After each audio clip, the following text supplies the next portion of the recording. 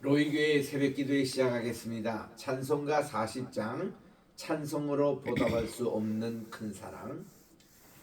찬송으로 보답할 수 없는 큰 사랑, 주님께 영광 할렐루야. 형제자매 모두 함께 모여 찬송해. 주님께 영광 할렐루야.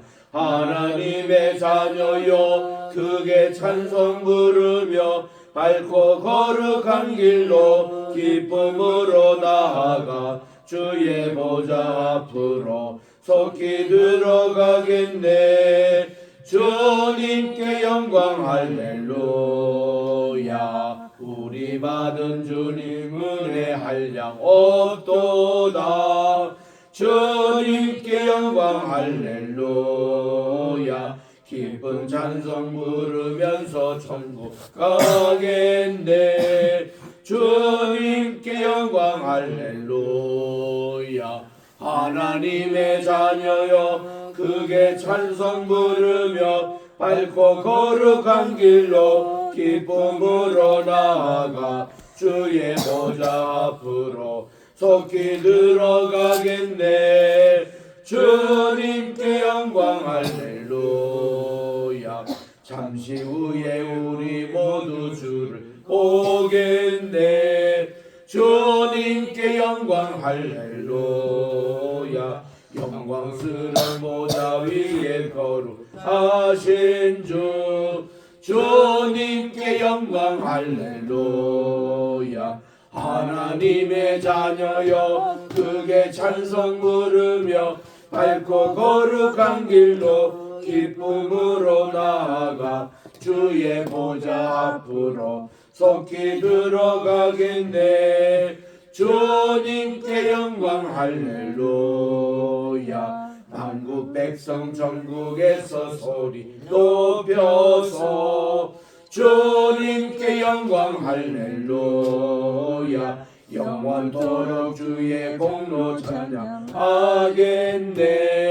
주님께 영광 할렐루야. 하나님의 자녀여 크게 찬송 부르며 밝고 거룩한 길로 기쁨으로 나아가 주의 보좌 앞으로 속히 들어가겠네. 주님께 영광 할렐루야. 그 다음 348장입니다.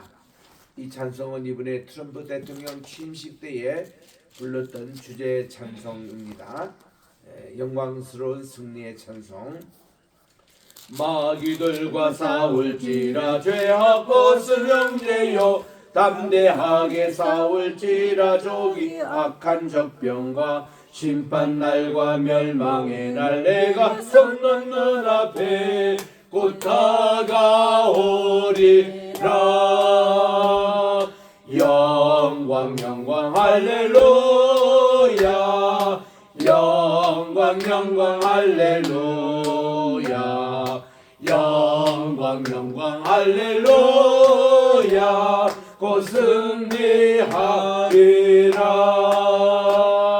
마귀들과 싸울지라 죄악 벗은 형제여 고함치는 무리들은 능한 낭비 아닌가.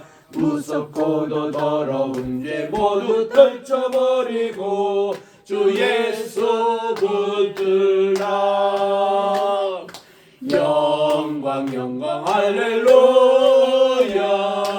영광 영광 할렐루야. 영광 영광 할렐루야. 곧 승리하리라.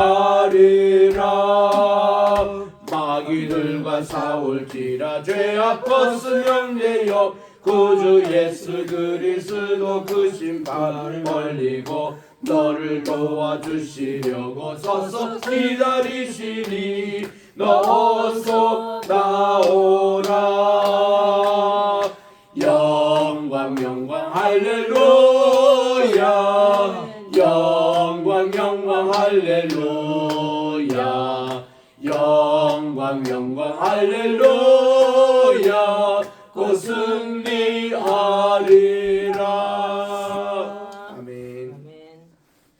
하나님의 은혜와 사랑을 진심으로 감사드립니다. 지난 간밤에도 편히 쉬게 하여 주시고 오늘 다소 좀 누그러진 날씨지만 여전히 추운 날씨 가운데서 또 이렇게 주님께 나와 오늘도 귀한 이 기도회를 또 시작하오니 하나님께서 이 예배를 받아 주시옵고 특별히 오늘은 2025년 2월 6일 목요일 아침입니다. 이 첫 시간을 우리 주님께 바치오니 오늘 하루도 온전히 주님께 성결된 주님과 아름다운 동행의 이날이 되게 도와주시옵기만을 예수님의 이름으로 기원드리옵나이다. 아멘. 오늘은 우리 어저께 이어서 우리 성막에 대한 그 가운데 특별히 지성소에 있는 언약궤에 대한 신앙을 우리들이 살펴보고 있습니다. 우리 여기에 사진에 있는 대로 이 솔로몬 성전 때에 예배드렸던 모습들을 여기서 이제 보게 되겠고요. 자, 그다음 이 성전은 하나님의 성령님께서 지시하신 패턴대로 만들어졌다는 것입니다. 하나님의 디자인에 하나님의 영을 부음받은 지혜로운 사람들이 이것을 마련했다는 것이죠. 그래서 이 성전을 하나님의 집이라고 불렀습니다. 또 하나님께서 레위 족속에게 성전의 제사장 직분을 주셨던 것을 우리들이 지금 보고 있습니다. 그래서 우리는 다 영적인 제사장이라는 거, 하나님의 택하신 종이라는 것을 우리들이 꼭 기억하셔야 되겠습니다. 여기에 대해서 이제 에스겔서 보면은 40장부터 48장까지가 하나님께서 보여주신 새 성전의 디자인인데 이 새 성전의 디자인은 앞으로 있을 새 하늘과 새 땅의 디자인입니다. 왜냐하면 이런 취수의 성전이 아직 지어진 적이 없습니다. 거기에 나오는 에스겔 41장 1절에 보니 그가 나를 데리고 성소에 이르되 했는데 이 성소가 이제 하나님께서 주시는 이제 성전이죠. 템플에 이르러 그 문벽을 청량하니 이편 두께도 6척이요 저편 두께도 6척이라.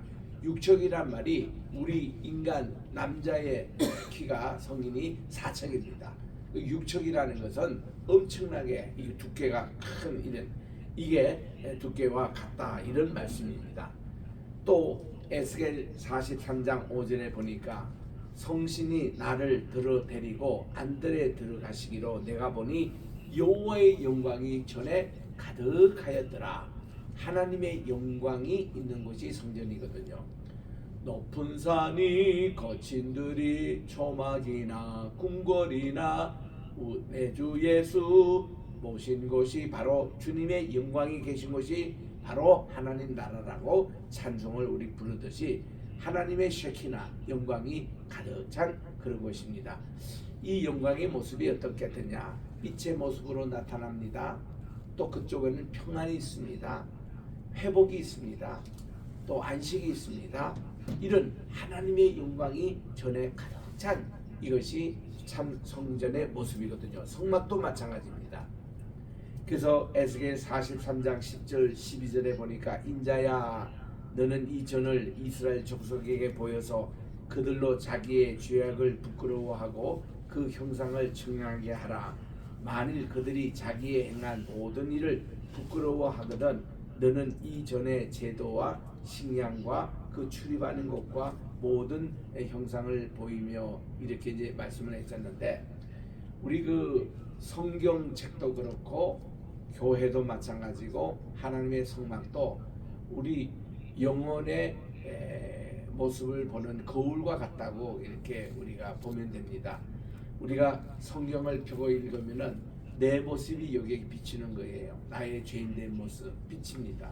그래서 내가 어떤 부분을 어떻게 고쳐야 하나님께 온전하게 될 것인가에 대해서 하듯이 우리는 성막을 볼 때마다 우리 성막은 이스라엘 모든 그 집 천막의 딱 센터에 있습니다. 여기를 향해서 볼 때에 이렇게 자기의 부끄러운 죄의 모습을 우리가 회개하는 것이죠.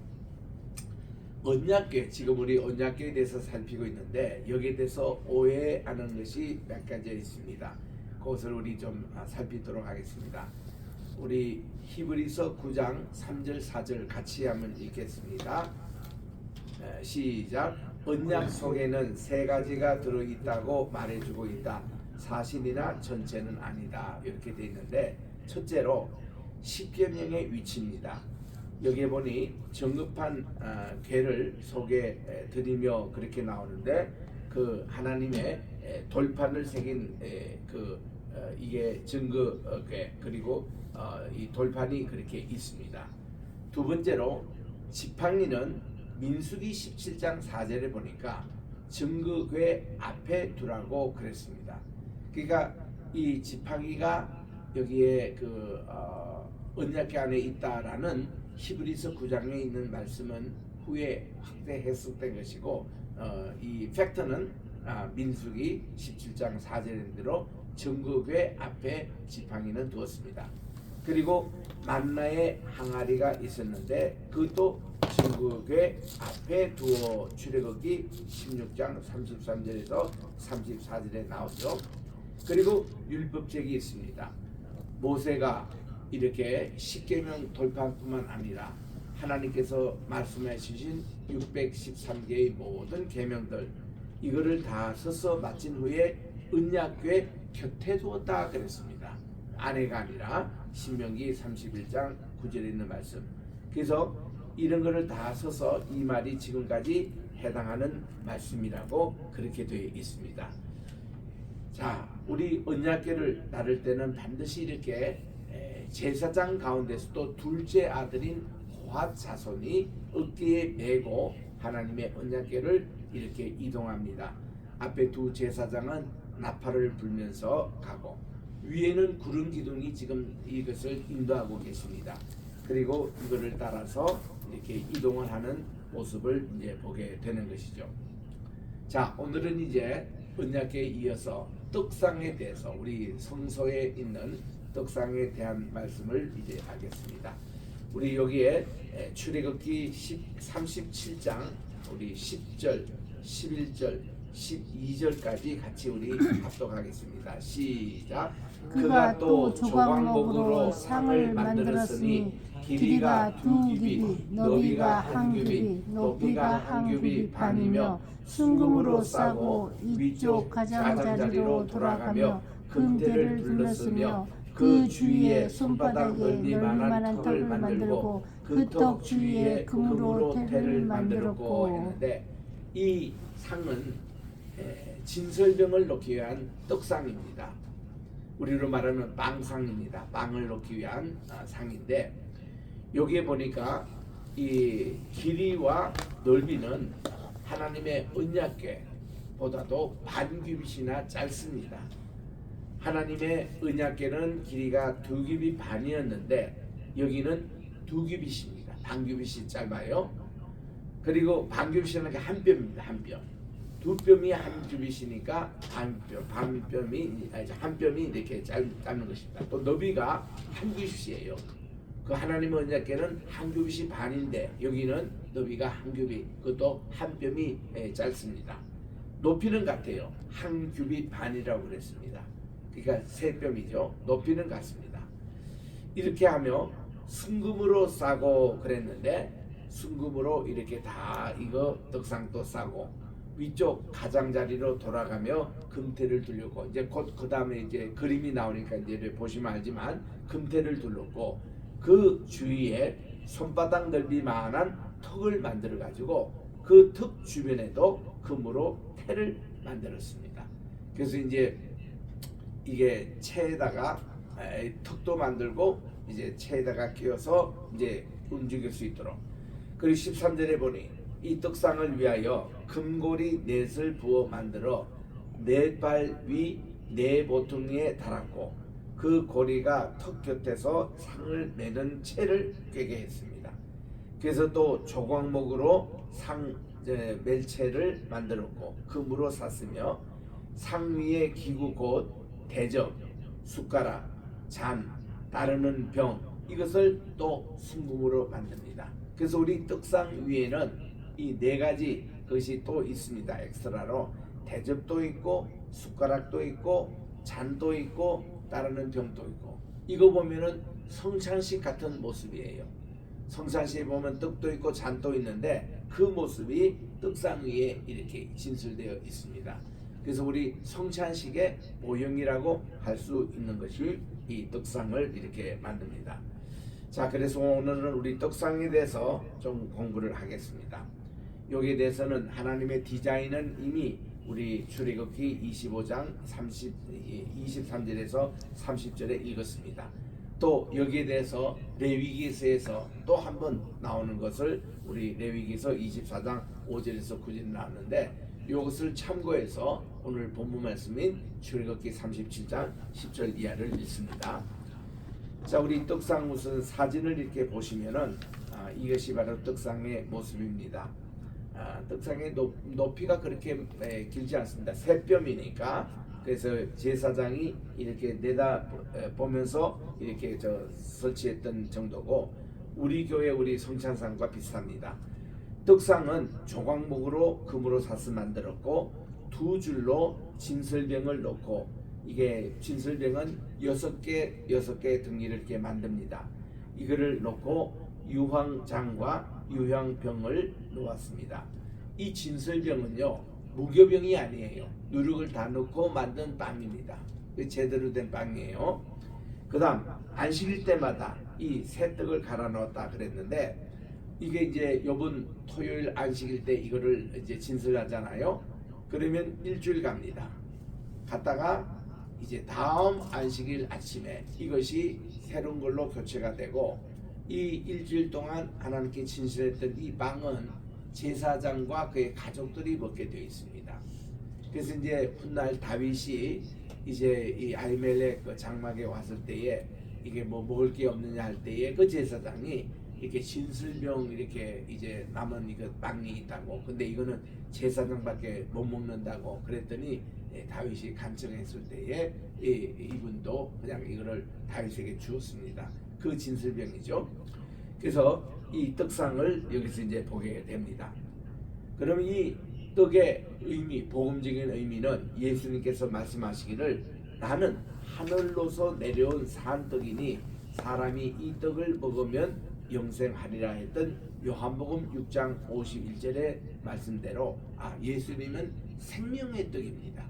그냥 이 떡을 먹는 자는 영생을 얻는 이렇게 생명의 떡으로 그렇게 말씀하셔서, 말씀이 육신이 되어 이 땅에 오신 인카네이션 예수님이 바로 이 떡이시고, 이 떡은 오늘날 우리에게는 말씀으로 이렇게 나타납니다. 그래서 우리가 오늘 또 이 말씀을 받고 있습니다만은 이 하늘의 만나를 받는 이 시간에 이 생명의 떡을 받는 이 시간 얼마나 귀한지 모릅니다. 이게 떡상의 의미예요.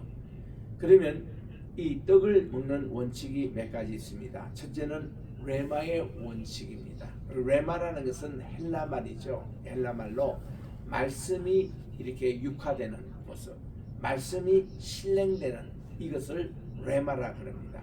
정확하게 발음을 이루면 레마 이렇게 되는데, 이 떡은 가루로 만들어 완전히 소화되도록 만들었습니다. 또 로고스 말씀이 레마의 말씀이 되도록 해야 합니다. 요한복음 시작하는 그 말씀에서는 로고스라고 시작한 것은 그는 어떤 면에서 보면 관념적이고 하나님 자신이고 이런 어떤 것이 내용인데, 이것이 레마의 말씀으로 된다는 것은 실천되는 말씀, 또 이것은 우리 생활에 적용되는 말씀, 이런 레마, 로고스가 레마의 말씀이 되도록 하는 것이 떡의 원칙입니다. 두 번째는 교제의 원칙이 있습니다. 말씀은 나누어 함께 먹는 이런 공동체입니다. 구약은 가루로 떡을 만들었고 신약은 떡을 가루로 만들어 나누어 줍니다. 오병이어의 기적처럼 그렇게 나눠주는, 그리고 성찬식처럼 그렇게 나눠주는 이런 참 떡의 모습인 것입니다. 그리고 세 번째는 성교의 원칙이 있습니다. 하필이면 12등이인 것은 12지파가 모두 하나님의 상위에 올라와 있어야 한다는 의식입니다. 매일 있어야 돼요. 이 진설병이라는 게 쇼브레드, 항상 이게 진설이 돼야 합니다. 온 세상 사람들이 다 떡상에 모여서 이렇게 교제를 나누고 복음을 받는 선교의 원칙입니다. 여기는 백인, 흑인, 무슨 왕인 그런 구분이 없습니다. 온 인종들 누구나 다 와서 이 떡상에 참여합니다. 그리고 오직의 원칙입니다. 성소 안에서는 진설병 외에는 그 어느 것도 먹으면 안 됩니다. 그래서 교회에서는 오직 성경 말씀만이 전파돼야 되지 사이비 이단 전에서는 안 되고 세상적인 것 그거 전에서도 안 되고 우리는 오직 하나님의 말씀으로 이 떡을 삼아야 하는 것입니다. 그 다음 항상의 원칙이 있어요. 성막에 있는 성물들은 항상 자기 임무에 충실하듯이 떡상 위에 있는 떡도 항상 여기는 있어야 합니다. 그래서 하나님의 말씀에 우리들은 사로잡혀 살아야 한다. 우리들은 여기도 보도 여기도 하나님의 말씀이 늘 있어야 합니다. 우리 여기 한국의 기도원 협회에서 우리 교회 앞으로 성경책을 보내주셨어요. 그래서 이걸 가지고 제가 선교사님에게도 나누고 또 우리 여기에 캠퍼스 학생들이 있어서 거기도 이제 나눠서 성경책 다 이제 나눴다 이렇게 하니까 그 장로님이 본부장 되시는 그 장로님이 연세도 많으신데 또 더 많이 보내주셨어요. 그래서 우리 그 집 사택 앞에 성경책이 많이 쌓여 있습니다.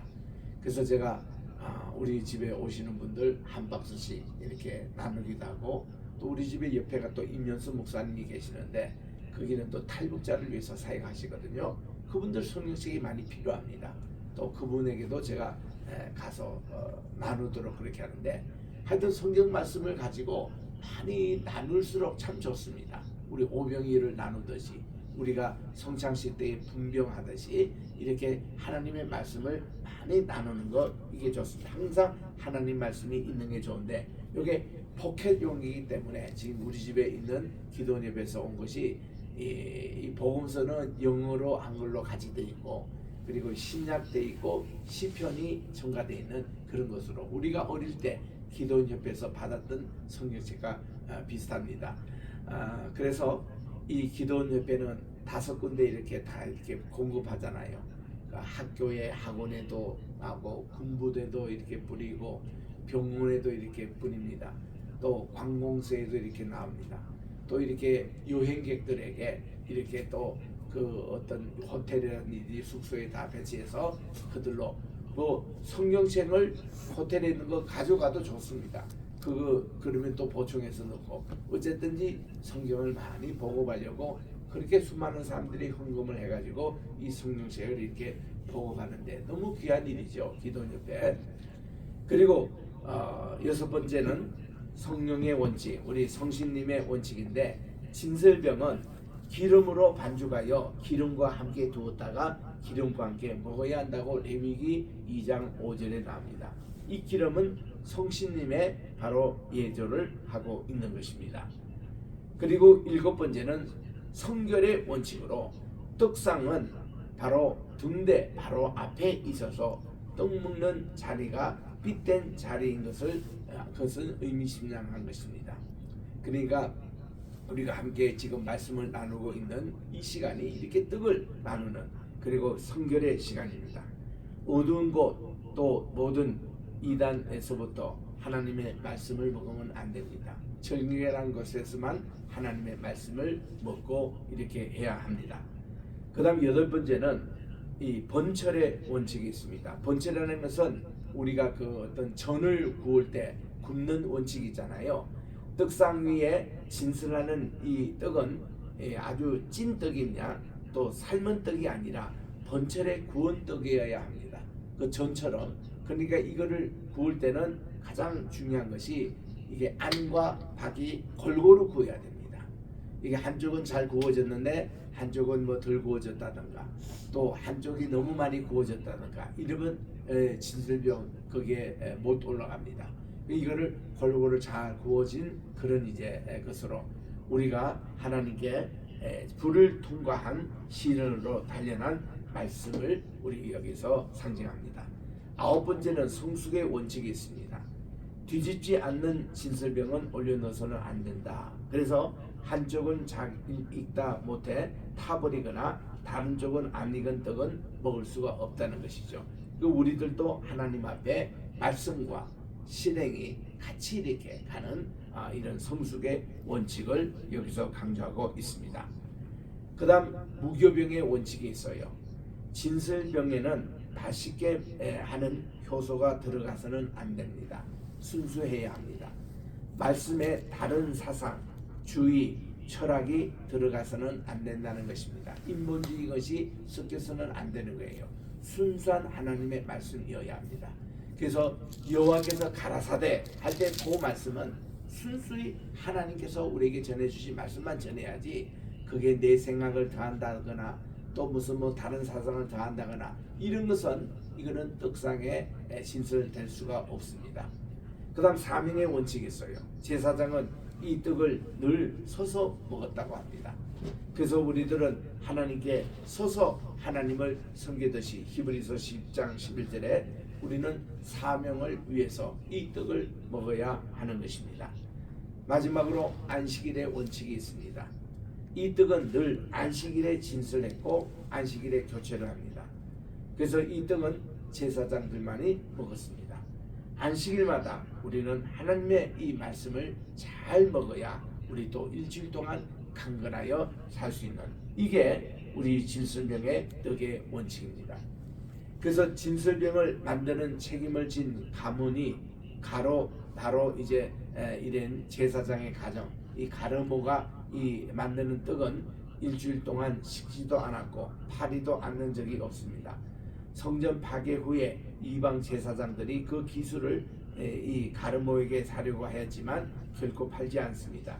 그래서 2배 떡을 만들 때보다 놀고 있을 때 2배 월급을 주었다 그랬는데, 여러분들이 요즘 우리 한국에도 이제 베이글이 많이 들어와서 지금 소개되고 있습니다만은, 미국은요 우리 새벽기도 마치고 꼭 우리 그 던킨 도넛에 가면은 베이글 우리가 구입해서 커피하고 한잔하는 게 조반이었습니다. 이 베이글이 바로 유대인 빵이에요. 이 베이글을 만드는 기술은 아무도 모릅니다. 유대인들만 알아요. 그래서 이거를 유대인들이 반죽을 만들어서 다 세계적으로 공급하죠. 이게 베이글을 만들 때는 정결 예식대로 만듭니다. 그래서 이 베이글을 먹으면은 참 소화도 잘 되고 또 이게 맛도 맛있습니다. 이 베이글이 옛날에 진설병 만드는 그런 이제 원리라고 그래요. 그래서 이 집안에서 그거를 유대인들이 지금까지 쭉 만들고 있는데, 그래서 우리 던킨에 가면 베이글을 가지고 그걸 이제 안에 샌드위치처럼 넣어가지고 먹고, 요거를 또 구워달라 하면 구워주기도 하고 하는데 참 구운 그 베이글도 맛있거든요. 그래서 이런 원리가 이제 떡상에 올린 것입니다. 자, 그래서 여기 또 있네요. 일치의 원칙도 있습니다. 2줄로 나란히 떡을 놓으라고 하나님이 6덩어리 있는 식으로 3줄이나 4줄도 아닙니다. 이 2줄로 넣도록 했습니다. 떡은 하나님의 말씀인데 똑같은 크기, 똑같은 높이입니다. 이는 신약과 구약의 일치를 의미한다고 그렇게 생각해 볼 수가 있습니다. 자, 이렇게 해서 하나님이 떡상을 만들라, 오늘 우리 16절까지 우리가 봅니다만은 내일 아침은 또 등잔대에 대해서, 이 메노라는 아주 중요합니다. 우리 유대인들의 심볼이 메노라예요. 그래서 우리 성전의 메노라는 촛대가 7개예요. 그리고 이제 가누카 즐길 때는 촛대가 8개입니다.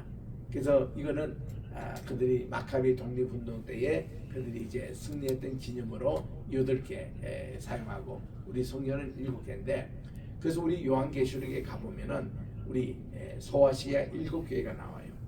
그리고 7이라는 게 요한계시록에 보면 모두 몇 번이 나오냐면 21번이 나와요. 7이라는 게 몇 가지만 한번 살펴봅시다.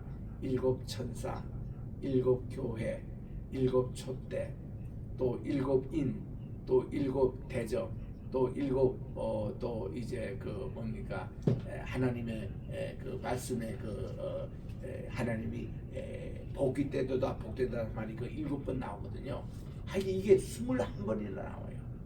이만큼 7이라는 게 이게 하나님의 완전수입니다. 그래서 이제 그걸 이제 하는데 여기에 성전에 나오는 것이 메노라 7개 이제 촛대입니다.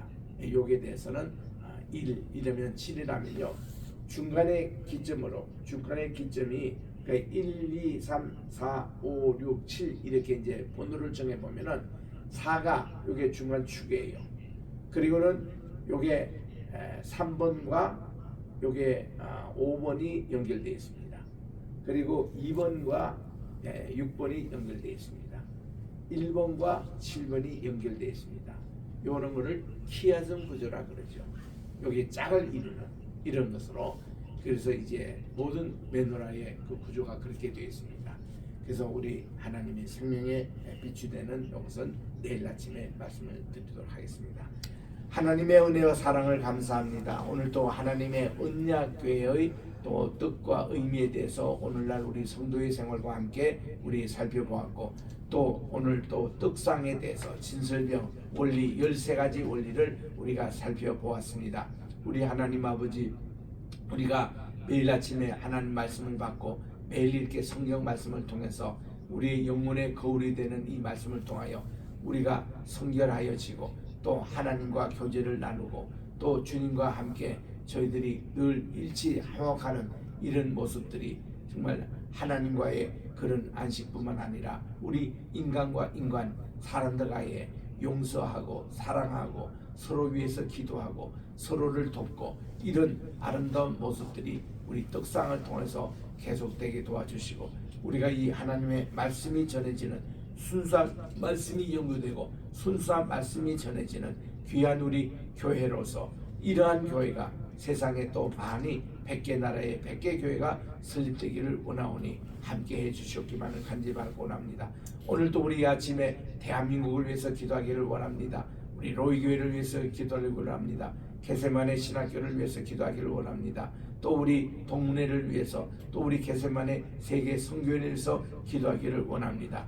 특별히 이렇게 우리 황예슬 높음 함께 동력하고 있사오니 위에서 오늘도 인도해 주시옵시고 황장로님 특별히 오늘도 건강을 지켜주시고 신원의 강건함 허락해 주시고 지혜와 총명이 더하여 이 시대 모세와 같이 하나님께서 귀하게 사용해 주시옵기만을 간절히 바라고 원하며 오늘도 우리 환우들을 위해서 기도합니다. 암으로 또 고생하는 또 이렇게 당으로 고생하는 또 이렇게 혈압으로 또 외로움으로 또 여러 가지 많은 질병으로 아버지 하나님이 고생하는 모든 환우들 한 분 한 분 주님께서 찾아가 주셔서 합토의 역사 일어나게 도와주시고 주님의 보혈의 능력으로 오늘도 깨끗함을 받고 또 회복의 역사가 일어나게 도와주시고 특별히 우리 떡상의 귀한 은혜를 오늘도 받아싸우니 하나님의 말씀으로 우리가 함께 나누는 모든 우리 환우들 오늘도 강건하게 치유 하나님께서 저들을 인도해 주시옵기만을 간절히 바라고 오라며 날씨가 많이 추운 관계로 이번 주가 또 다음 주 중순까지 한파가 이렇게 몰아닥치는 이 한반도 모든 분들 정말 감기 조심하게 도와주시고 아버지 하나님께서 따뜻하게 주께서 보살펴 주셔서 정말 아무도 이렇게 주위에서 패배하는 일 없도록 이런 가운데서 우리가 승리할 수 있도록 하나님 은혜 베풀어 주시옵기만을 예수님의 이름으로 기도드립니다. 아멘. 하늘에 계신 우리 아버지여 이름이 거룩히 여김을 받으시오며 나라의 임하옵시오며 뜻이 하늘에서 이룬 것 같이 땅에서도 이루어지이다. 오늘날 우리에게 일용할 양식을 주옵시고 우리가 우리에게 죄 지은 자를 사하여 준 것 같이 우리 죄를 사하여 주옵시고 우리를 시험에 들게 하지 마옵시며 다만 악에서 구하옵소서. 대개 나라와 권세와 영광이 아버지께 영원히 있사옵나이다. 아멘.